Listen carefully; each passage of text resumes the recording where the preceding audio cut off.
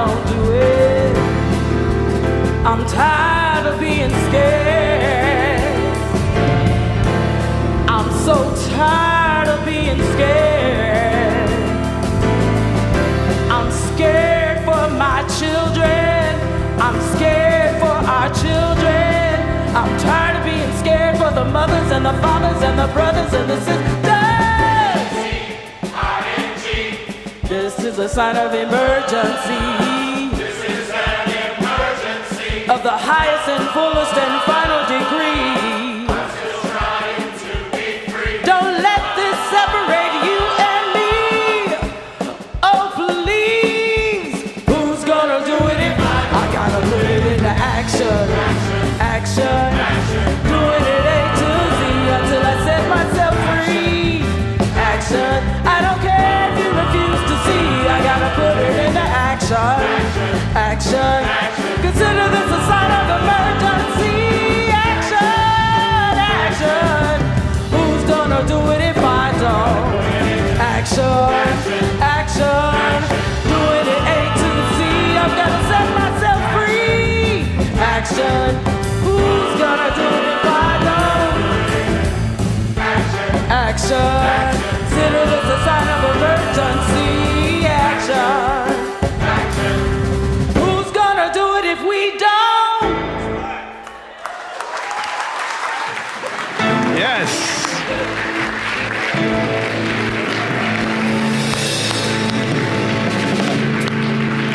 Yeah. Beautiful. Thank you. Thank you, David Smith, Rick Fortner, Michelle Cullum, our soloist, Matt over here on the drums in our adult music program. Beautiful. Beautiful.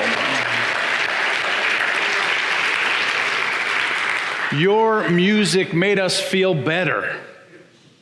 That's why we applauded. We feel better after hearing your music, the beats, the songs, the sounds, the voices, the words. Because music shifts the way we feel. Music is called the language of emotions because it makes us feel happy or sad or uplifted or angry. It transports us. Its chords, its timbre and rhythms transform our feelings. We become a musical instrument, a part of the band, a member of the orchestra, the concert, the choir. The poet June Jordan puts it, we sing and sing our way back into the mountains, and if necessary, even under the sea, because we are the ones we've been looking for.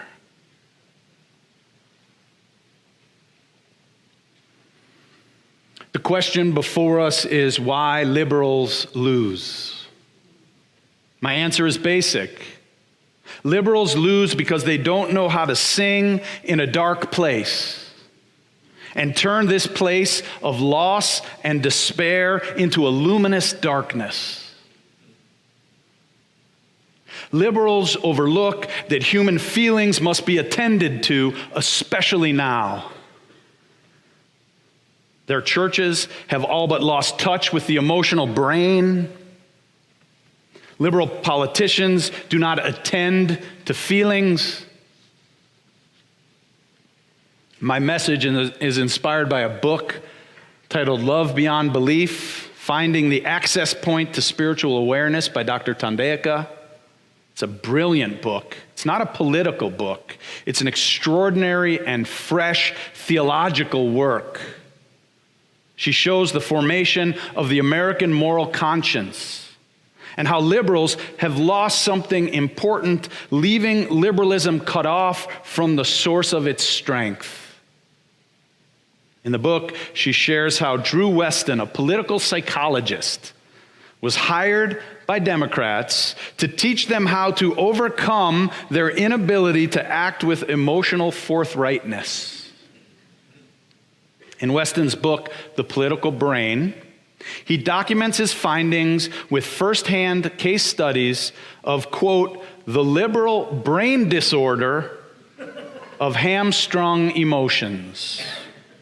This condition is a brain disorder, Weston argues, because the political brain is not a dispassionate, calculating machine objectively searching for the right facts, figures, and policies to make a reasoned decision.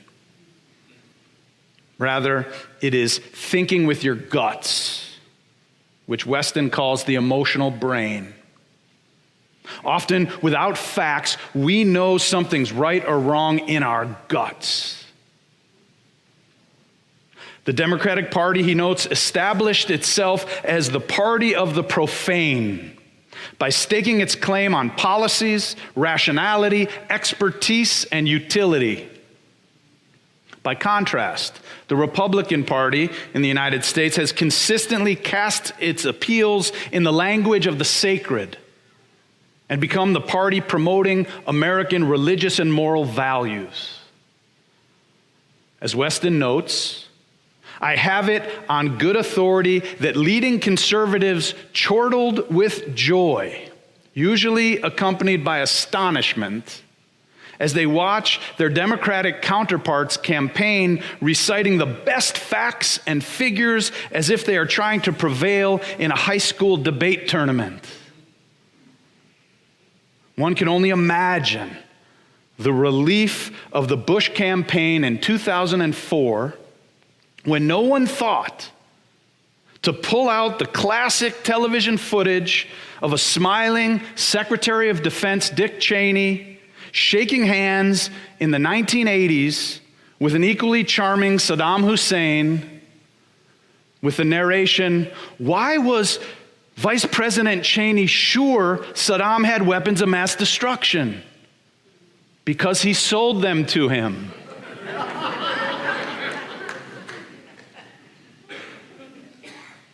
These kind of failures by liberal Democrats to use emotion to seize the political fodder of conservatives is seen by Weston as a serious systemic problem, not a one-time failure.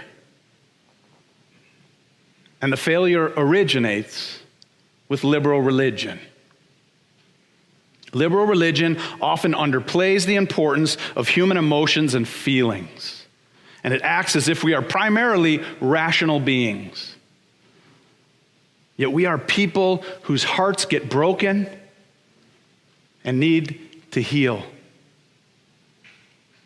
America, after all, is a dark place. We are a devastated people. Hurricane Florence and Hurricane Michael caused catastrophic damage just in the past 5 weeks. Thousands of people are missing in our nation right now. Thousands more are scrambling for food and water. Many people have lost everything. Everything.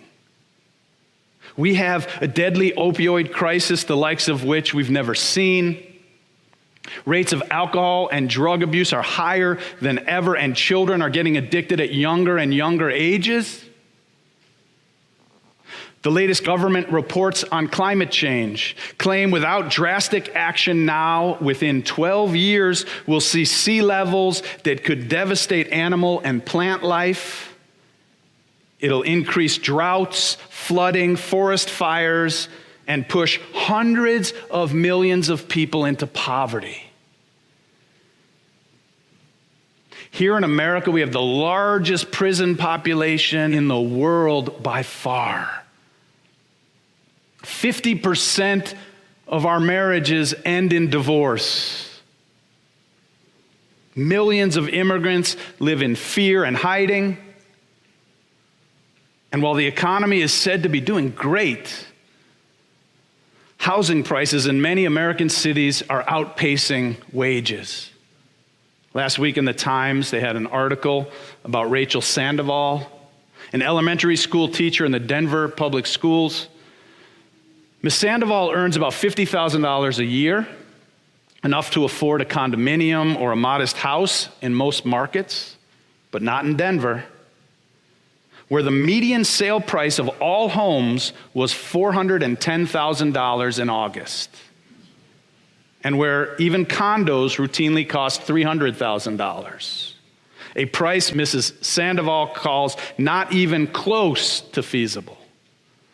She said she's scoping out jobs in Texas, where houses are cheaper and pay is higher, and considering leaving teaching in search of higher pay.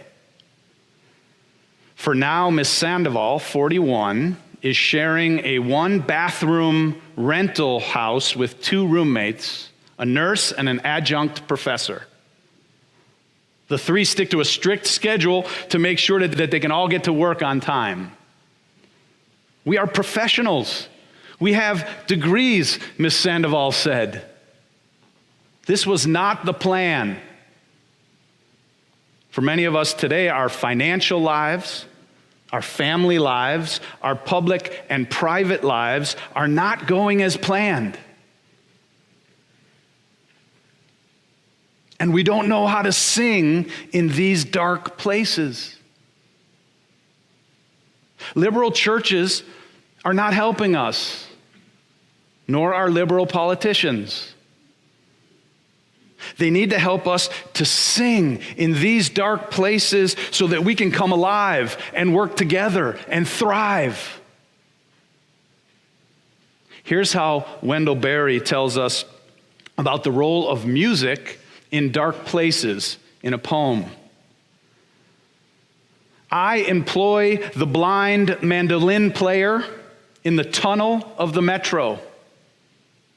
I pay him a coin as hard as his notes. And maybe he has employed me and pays me with his playing to hear him play. Maybe we're necessary to each other, and this vacant place has need of us both. By some fate or knack, he has chosen to place his music in this cavity where there's nothing to look at, so blindness costs nothing. His music goes out among the sounds of the footsteps passing. In this light, which is just a fact like darkness, he turns his cap up on his knees and leaves it there to ask and wait, and holds up his mandolin, the lantern of his world. His fingers make their patterns on the wires. This is not the pursuing of rhythm, of a blind cane pecking in the sun,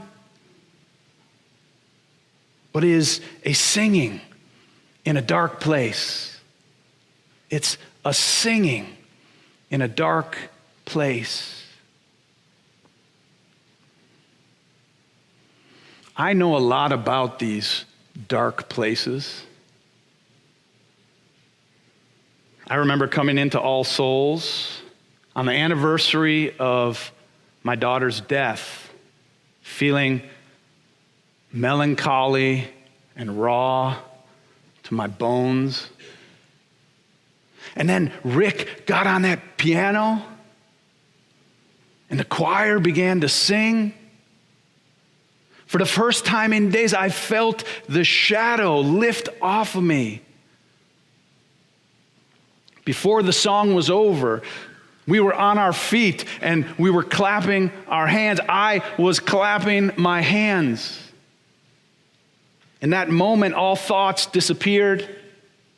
I was part of the moment, part of the music, and part of a congregation of people committed to loving beyond belief. And when Barbara entered the pulpit, she smiled her radiant smile. I thought my heart was going to burst. All hope was not lost. Hope was here. We can sing in dark places because our Sunday services and other programs quicken our souls, and we feel loved beyond belief. To use another metaphor, we are like deep sea divers. Howard Thurman, celebrated in mid-20th century America as one of the nation's greatest preachers, recounted a student's description of his experience as a deep-sea diver.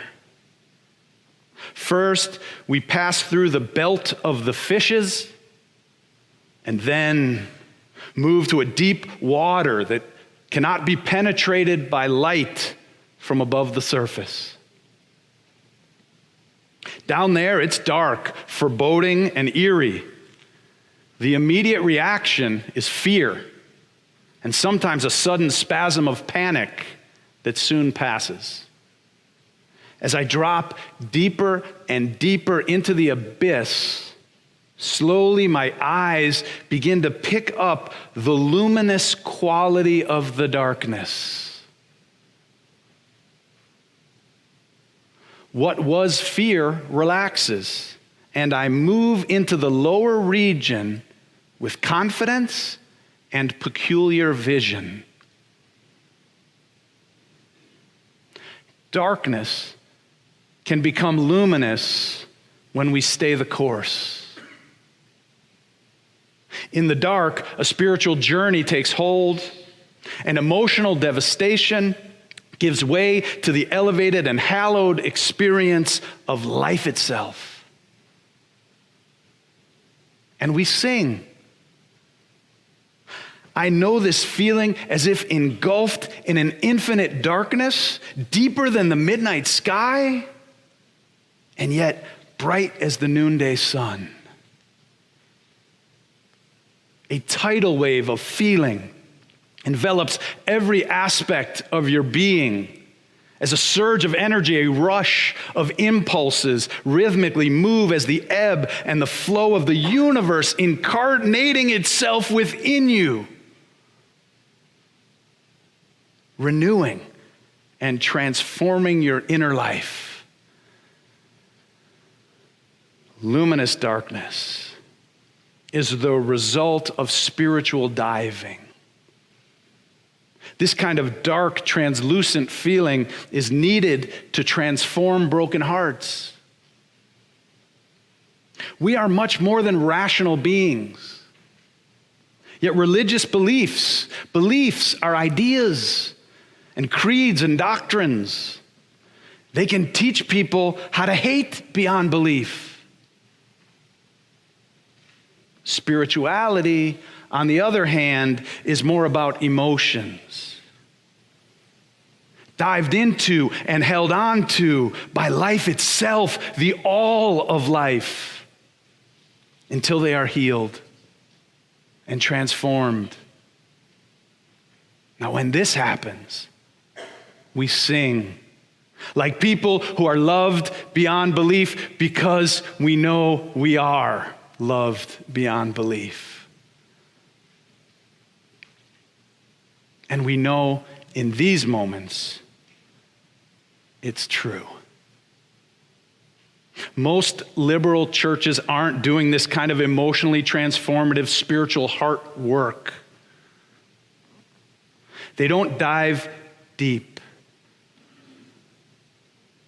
So the mainline churches still have the most buildings, and they have the fewest people in them. About 75 on average on a typical Sunday across the country. The religious middle in America is in shambles, according to former Senator Rick Santorum. Liberal congregational life in America is in decline. As Ross Dutet put it, mainline congregations are too institutionally weak, too fragmented, and internally divided to bring people from different political persuasions together. Now, I'm so glad that here at All Souls, we have in our vision statement that's in our pews and on our walls and in our hearts and in our present reality that we celebrate having people of all political persuasions. And we do.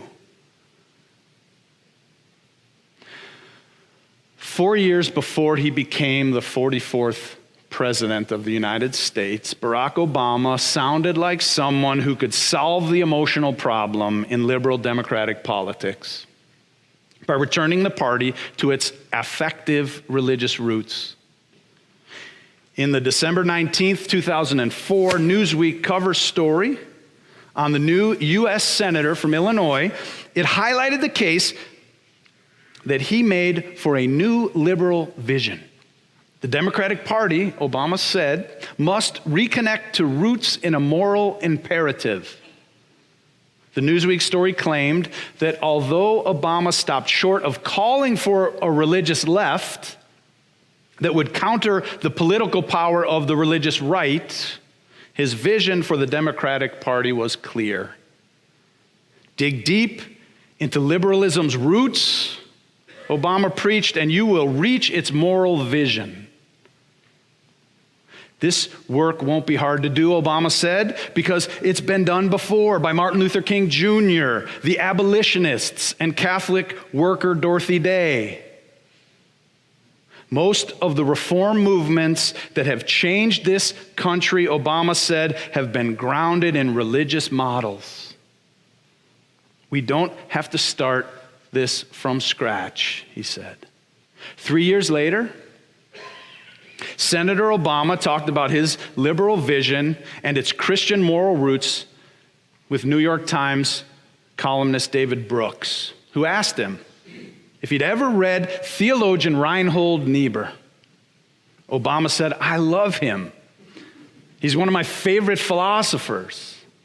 So Brooks asks, "What do you take away from him?"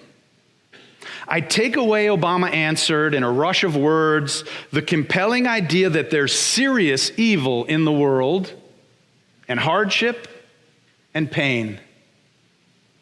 And we should be humble and modest in our belief that we can eliminate those things. But we should not use that as an excuse for cynicism and inaction. I take away the sense that we have to make these efforts knowing that they're hard and not swinging from naive idealism to bitter realism." But as Thandeka points out in her book, Love Beyond Belief, something significant went unmentioned in their exchange. Neither Brooks nor Obama talked about Niebuhr's intense focus on the neglect of human emotions in American politics. Niebuhr called the use of reason disconnected from emotional intelligence the easy conscience. Obama, in effect, failed to understand that evil for Niebuhr pertained to the inattention to the emotions that are needed in rational decision-making. Liberals have seen how emotionalism in religion and in politics can be used for manipulation and for harm.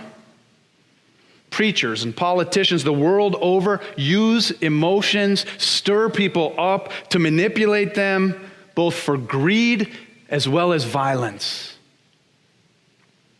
So liberals are understandably skeptical of emotions, and yet have overcorrected and have all but lost the appropriate role of emotions in their respected fields of politics and preaching. Liberals lose when they think making reasonable arguments is enough to win votes or to keep people in their churches. Liberals can have the best critiques, best charts, best information, surveys, and scientific data. They can make a case that's so logically airtight and sensible and still lose votes and still lose members from their congregations. Now, there are plenty of theories floating around right now about what liberals need to do to win elections and to stop emptying their churches. The answer is not better ideas. The answer is a change of heart. Together, in this sanctuary, we dive deep. And the darkness becomes as bright as the noonday sun. We sing and breathe and recite poetry and turn our fear and sadness, our anger and anguish and regret into love. We sing into the darkness. We move our hearts to love. And as we do that, we not only change our hearts, but we change our world. It works because we're doing it together.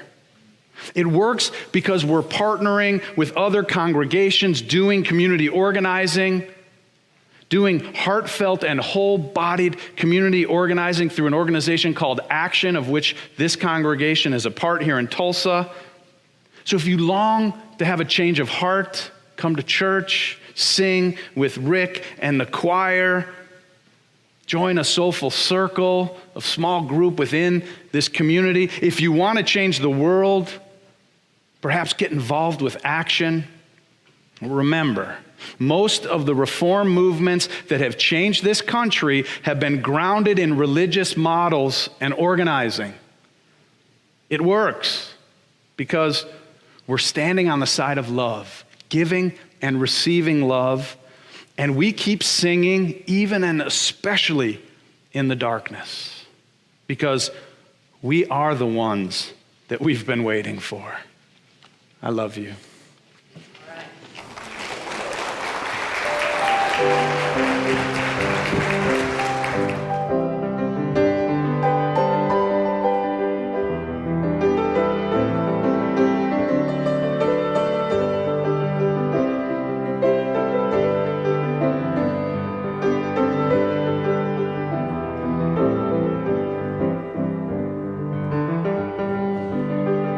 As I spoke today on this subject, I realized, there's only so much of a bite you can take out of an apple in one message. But one of the things that I don't want to fail to be said is the way in which, since the 1980s, the liberal religion and politics and conservative religion and conservative politics have sort of melded together in a really strange and warped way. It wasn't like that a long, long time ago. There was never a confusion about people who were liberal in their views about the Bible and about religion being only liberal in their politics. I mean, we've had a number of Unitarian presidents throughout the course of this country. The last one was Howard Taft, a Republican, also a Supreme Court justice.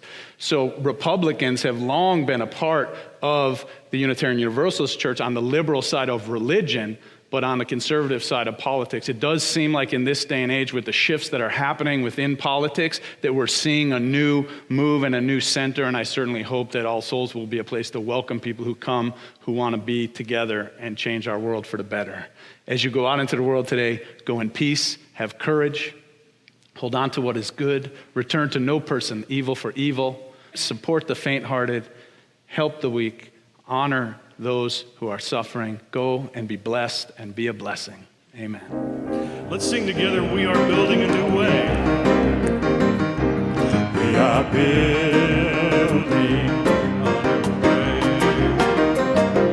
We are building a new way. We are building a new way. Feeling stronger every day.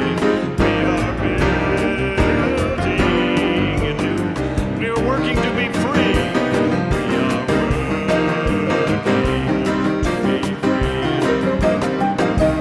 We are working to be free.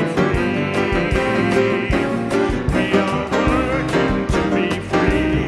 Hate and greed and jealousy. We are working to be. Hey, we're so happy you're visiting with us online today. We love connecting with people all across the country and around the world, sharing our powerful message of love beyond belief. There's something new happening here. You can now join All Souls as a virtual member. Our virtual membership is designed for friends who live outside of Tulsa, Oklahoma, and who want to engage with All Souls in a meaningful way.